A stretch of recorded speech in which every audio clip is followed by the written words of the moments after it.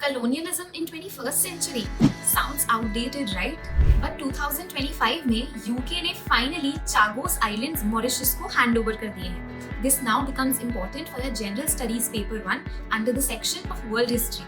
तो इस न्यूज को समझते हैं. यूके के प्राइम मिनिस्टर कीर स्टारमर ने साइन की एक डील जिसमें चागोस आइलैंड की सोवरेनिटी अब मॉरिशस को सौंप दी गई है. साथ ही शामिल है डियागो गार्सिया, एक मिलिट्री बेस जो अब 99 इयर्स की लीज पर मॉरिशस से लिया जाएगा. तो जल्दी से इन रीजन्स की ज्योग्राफी समझते हैं. चागोस आर्किपेलागो में है 60 प्लस लो लाइन आइलैंड्स.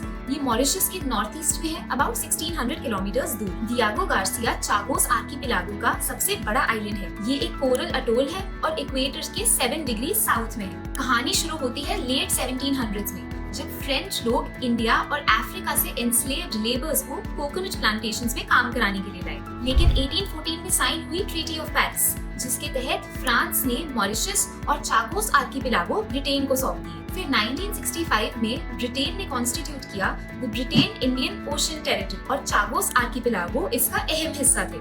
लेकिन 1968 में जब मॉरिशस आजाद हुआ, चागोस फिर भी ब्रिटेन के पास ही रह गए और डियागो गार्सिया को एक joint UK US military base में बदल दिया गया. अब डियागो गार्सिया ने देखे हैं कई सारे मिलिट्री ऑपरेशंस, जैसे US UK strikes on Houthi targets in Yemen, humanitarian missions to Gaza and even bombing campaigns against Taliban and al Qaeda in Afghanistan. लेकिन फाइनली 2025 में कॉलोनियल पास्ट पर अब एक फुल स्टॉप लग गई है और चागोस ऑफिशियली मॉरिशस का हो गया है. तो मेंस 2025 के लिए आपका एक टॉपिक तैयार.